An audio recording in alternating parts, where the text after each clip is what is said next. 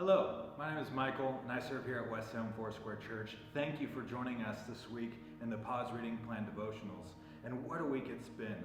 First off, congratulate yourself. You just made it through the book of Leviticus, which has been long known to be the graveyard, the dying place of many a Bible reading plan.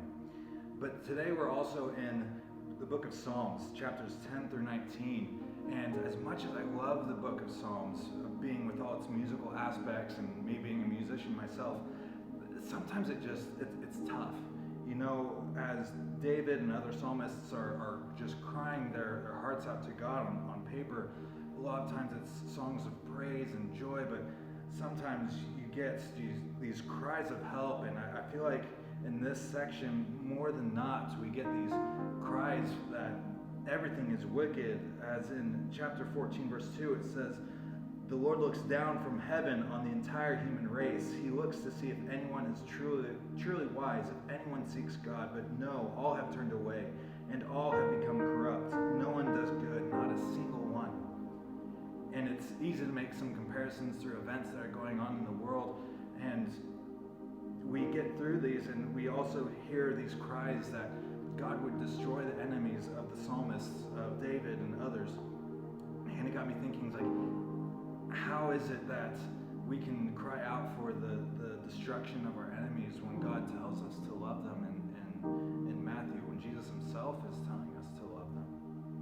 And I think David, while he had some very literal enemies, he also knew that behind those literal enemies were the spiritual ones.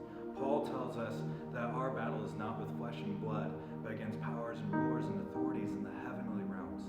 And so I think when we confront our enemies first, I think it's important to remember, and I think sometimes in our culture where we hear of wars, but we don't really experience them ourselves, that we don't have enemies. Sure, we have people that might antagonize us, or they might ridicule us or mock us, but no one's really after our lives. And so I think sometimes it's easy to forget that we do have an enemy, and that he is strong, he does have power, and that apart from God, we cannot overcome him. So it's a good reminder to stay connected to God, to stay connected. As David writes, that he gives me strength to fight, he gives me my shield, he trains me in battle. And so as we go through this, I think it's important that even in these worst Psalms, even in these worst times of anxiety and depression and crying out to God, and even though everything seemingly is going poorly, David and other psalmists always come back. I love this about all these chapters. They always come back to like chapter 11, verse 4. "But the Lord is in his holy temple. The Lord still rules from heaven. He watches everyone closely, examining every person on earth." So just know, whatever you're going through, whatever battles you might be facing, whoever your enemies are, know that God is watching you, that he is still on his throne, that he still cares about you, and that he loves you and will bring you out from the grave. He'll bring you out from the pit, and he'll bring you into his presence. That may not always mean that we get to be safe from harm. Even Jesus, who was perfect and holy, ended up going to the cross. He still had to suffer and go through things, but now he has received glory for going through those, and so we shall also receive that same glory.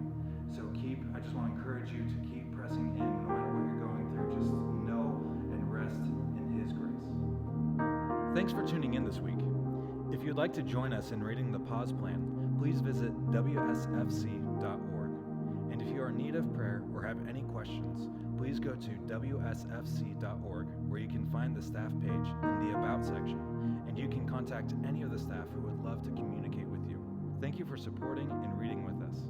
Have a great week.